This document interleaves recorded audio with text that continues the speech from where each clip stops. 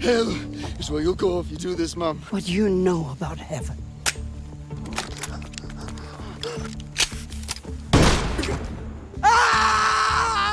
The story takes place in a small town in Montana. A shepherd accuses his neighbor of stealing and killing his sheep. However, since the shepherd had trespassed on someone else's land first, Dutton ultimately rejects his accusations. Littered the forest with them, left them to rot. You know the bastards who murdered my sheep. So you admit you're on someone else's lease? Don't know where one lease ends and another begins. What grass there is in the mountains is all we have. It's well known that sheep eat grass down to the root. Knowing this, the shepherd still drove his flock onto another person's pasture. Clearly, his actions were less than honorable. You have the land, you have the lease, you have everything. I have what my family fought for. You want to fight me for it too? If you wanted more land, you should have leased more. As Dutton's gavel falls, the court hearing concludes. But the shepherd's reputation in the town is well known. They are a group of ruthless bullies. Sure enough, a group of shepherds are already blocking the door. Seeing Dutton come out, they swarm him. Clearly, they want to talk to Dutton from a position of strength. However, the tough and taciturn Dutton doesn't pay them any mind. 4 can I beat 12, Jacob? Just you. At this moment, the town's mayor appears and stops the tense confrontation. This grass is like stealing his steers. And I'll have your whole flock, and I'm a man of my word. The mountains own the grass. God owns the grass. Clearly, the shepherds are not convinced. Little do they know, they will soon pay the price for their arrogance. A locust plague has drastically reduced grass on all the pastures. To save their livestock, Dutton gathers the ranchers for a meeting. They decide to collectively drive their cattle up the mountain for the summer. The mountain, with its abundant grass, happens to be on Dutton's family land. But he's not the only one with this idea. That night, the shepherds come to Dutton's land. They cut the wire fences marking the land boundaries and drive their sheep up the mountain. The next morning, Dutton and his people drive their cattle up the mountain. Jack is excited to bring the cattle to such a high place. He whips his horse and rushes up the mountain. But he sees a sight that fills him with rage. Tens of thousands of sheep have already grazed the land bare. At that moment, the shepherds in the distance aim their guns at him. The gunshots alert Dutton on the hillside. That's a gunshot. Hey, get the herd! Get on top! The bullet-struck horse falls on Jack, pinning him down. No matter how hard he struggles, he can't move the dead horse. Just as the shepherds are about to reach him,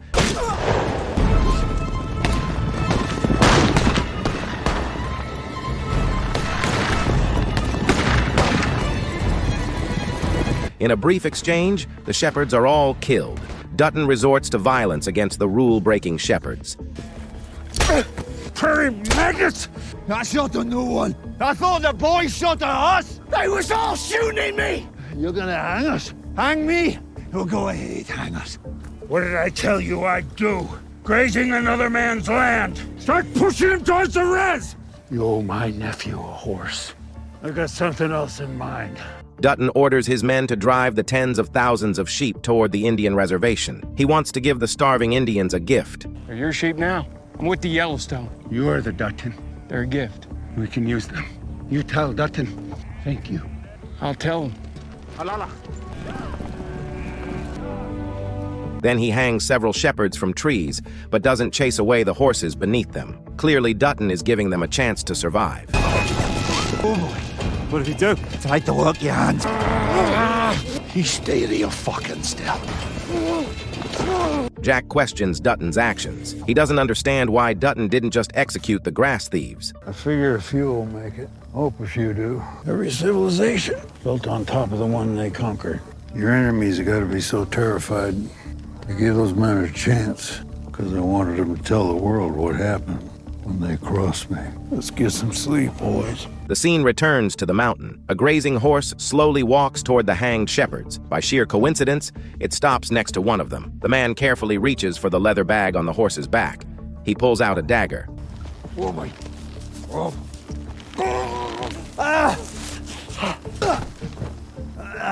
In the end, he's the only one who survives. He walks step by step down the mountain. Henry, go to Camels, then go to the Arches. Go! After a night of trekking, he finally returns. His mind is filled with thoughts of revenge. When he took off his shoes, blood flowed out. His size 10.5 sweaty feet almost forced him into early retirement 30 years too soon. He vowed to take revenge on his sweaty feet. We run out of pavement, you walk these horses. Let me leave a few cowboys with you. If there's any trouble, you'll run into it first. Let's go.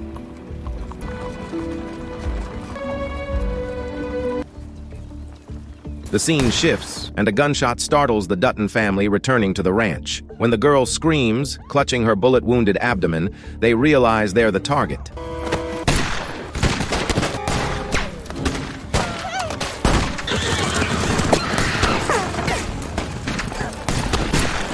The panicked Duttons take cover behind a large tree. At this moment, a large group of shepherds launch an assault. To ensure their limited ammunition is effective, they decide to wait for the attackers to get closer before firing. But Jack, lacking combat experience, can't restrain himself.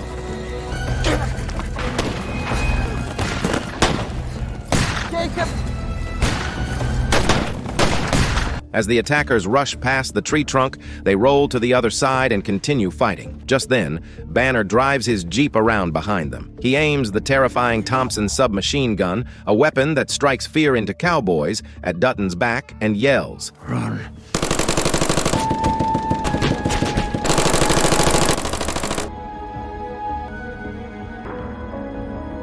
As Dutton falls, a large group of cowboys arrives. They relentlessly surround and eliminate the shepherds. Within a short time, the shepherds are all dead. Seeing this, Banner flees. Dutton, meanwhile, is on the verge of death. Seeing her husband's life hanging in the balance, Carla's eyes turn red. She wishes she could kill the shepherds with her own hands. Soon, fate gives her the opportunity. A lone shepherd enters Carla's field of vision. Wait! All right, take me to the nearest sheriff. They won't hang me. What do you know about heaven?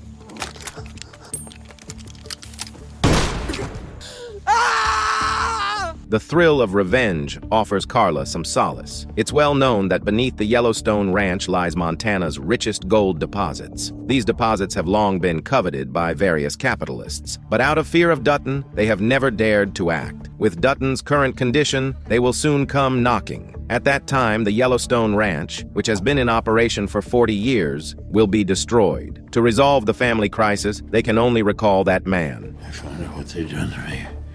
They'll come for this place. No, Sheriff. Sheriff. Money. I'll not quit. Spencer must come home now. Get him home. Carla, following Dutton's instructions, writes a letter to Spencer. Your nephew has been wounded. This ranch and your legacy are in peril. War has descended upon this place. You must come home and fight this one. Thanks to the doctor's timely rescue, Dutton's life is saved. It's almost time for him to attend the Livestock Association meeting. As the association's president, his absence would be tantamount to publicizing his vulnerable situation. At that point, those seeking to seize the ranch would swarm. Send Cara, Wyoming. Please send word to Spencer. Could take a year for him to get back. And here's how long we gotta hold out.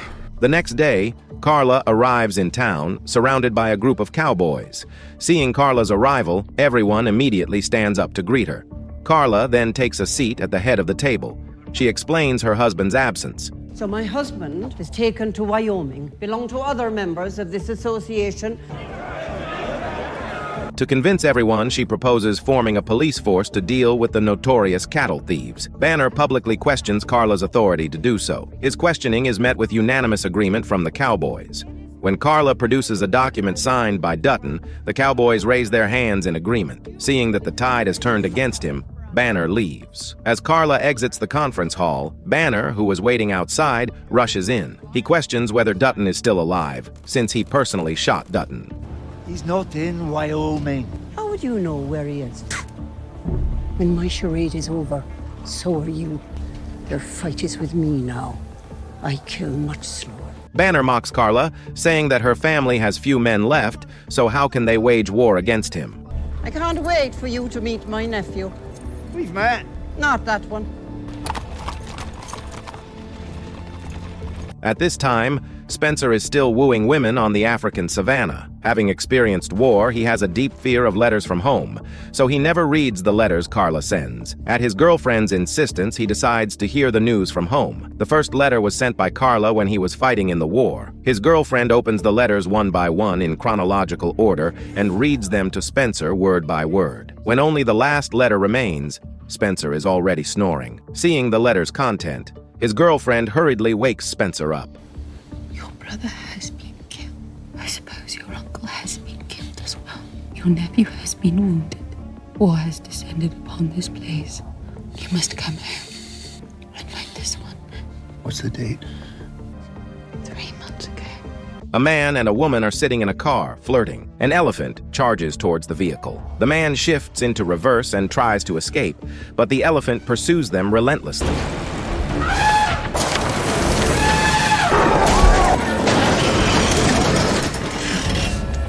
Just as the elephant is about to attack, the man pulls the trigger. After being shot, the elephant loses interest in the two. It takes a few steps and collapses heavily. The two work together to flip the vehicle back over, but no matter what the man tries, the vehicle won't start. They won't survive the night in the dangerous African savanna. Helpless, they have to hide in a tree. As night falls, a pride of lions is drawn to the 10-ton meal on the ground. To save their lives, the two barely breathe. Just as the lions are enjoying their meal, a large group of canines surrounds them, the notorious hyenas. The woman's scream attracts the lioness under the tree. Looking at the two living humans, she decides the elephant meat isn't so appealing after all.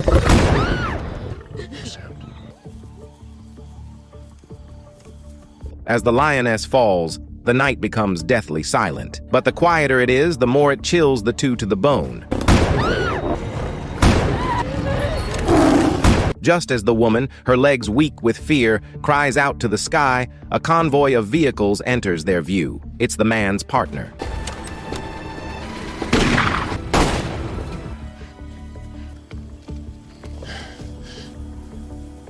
In the end, the two survive the ordeal. Spencer, who fought in wars, has the marksmanship to hit a target from 100 paces.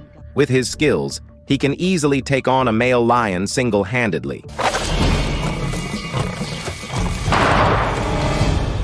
He's invited to Africa to solve some problems for his employer. Yeah, it's the same leopard. You missed. Once they get a taste from man, man is all they want to eat. The only things that can move him are a lot of money and this still charming beauty. The woman openly flirts with Spencer in front of her husband, but the aloof Spencer gives her no opening. This is Africa. Everything's dangerous. My goodness.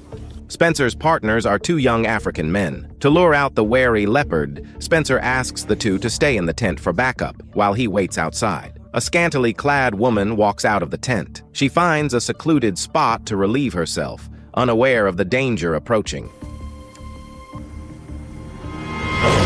Even though the leopard is fast, it still catches Spencer's attention. He aims his gun and searches for the leopard's trail.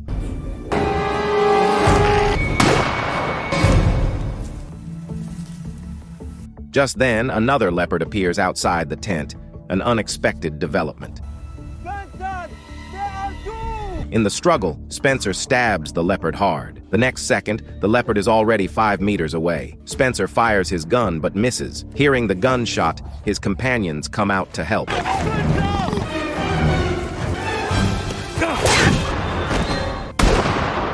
Due to the employer's incorrect information, they lose a companion. When the employer offers to find a doctor for them, Spencer refuses. He knows his companion is beyond saving. With the threat eliminated, the employer is excited. He asks Spencer how he felt when his life was on the line. He accuses the employer of knowing the truth, but only providing information about one leopard. About my friend, the one who died for you. They were a breeding pair, Holland. Now say you're sorry. Yes, his children. I'm sorry if it... I'm sorry! I'm sorry! I'm sorry! The gentleman stares angrily at the man kissing his fiancée. He downs his glass of whiskey in one gulp. Then, fueled by the alcohol, he walks quickly towards them. I challenge. No! The gentleman accuses the man of tarnishing his honor, essentially cuckolding him. He ignores his elderly father's obstruction and challenges the man. Spencer, who has seen the world, doesn't take him seriously. He takes the woman's hand and turns to leave, which is undoubtedly the best response to the gentleman. Run away with your fucking whore! Charge accepted. To the deck! The two arrive on the deck, ready to settle their score. The woman says she doesn't care about rumors. She doesn't want the man to get hurt because of her. But she doesn't know that no man would tolerate such an insult. A battle between the men begins. The gentleman finds an opportunity and thrusts his sword, but it's easily parried. In a single exchange, the gentleman is knocked to the ground. Spencer returns the gentleman to his family like a dead dog. But the gentleman, who values his dignity above all else, can't let it go. Do not use... Take this man to the brig! To the brig with you, son. As a war-hardened hero, Spencer's heroic deeds have spread throughout the American and European continents. He has a passive skill that many men envy. Wherever he goes, he's approached by beautiful women. The charming Alex is one of them. She's very interested in this mysterious man. I don't guide hunters, I work for the Protectorate. You're famous in case you were unaware. Because dying is the most alive you'll ever feel. You don't see the romance in that. She's engaged. So, this way. Alex's marriage is a tool for her family's alliance. For the sake of her family, she's forced to marry a man she doesn't love. At her engagement party, she sees Spencer again. Just as they're about to ignite a spark, the weaselly gentleman interrupts them. The next morning, Spencer prepares to leave, continuing his wandering journey. At this moment, he notices Alex chasing after him. She says she wants to go to romantic Turkey with Spencer. Look at me. Where I'm going is dangerous. Let's look death in the eye then, shall we? The one who loves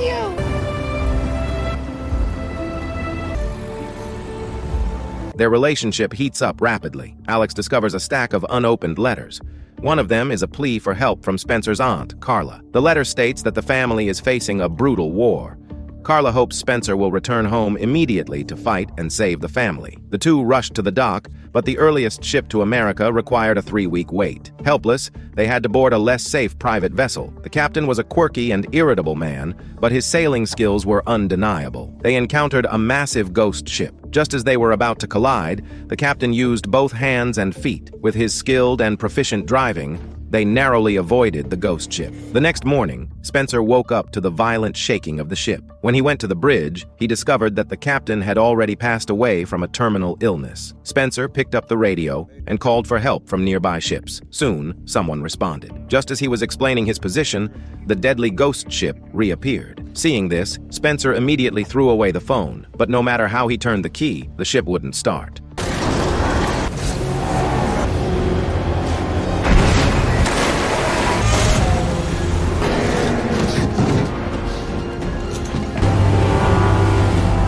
Fortunately, they survived, but unfortunately, they could only stay on the ship and await their fate. If they were lucky, they might encounter a passing ship. Fortunately, they did encounter a cruise ship. To attract the cruise ship's attention, Spencer fired several shots, but the cruise ship slowly disappeared from their sight. Seeing this, the two were completely despondent. They accepted the tragic fate of dying at sea. Just then, the cruise ship suddenly turned around and headed towards them. At that moment, they saw a glimmer of hope. Coincidentally, Alex ran into her best friend on the cruise ship. Even more coincidentally, her best friend told her that her weaselly fiancé's family was also on the ship. This led to the duel between the two men. Spencer was arrested for attempted murder, but because Spencer was an American citizen, they had no right to detain him. They decided to expel Spencer from the cruise ship, but Alex, as a British citizen, had to stay.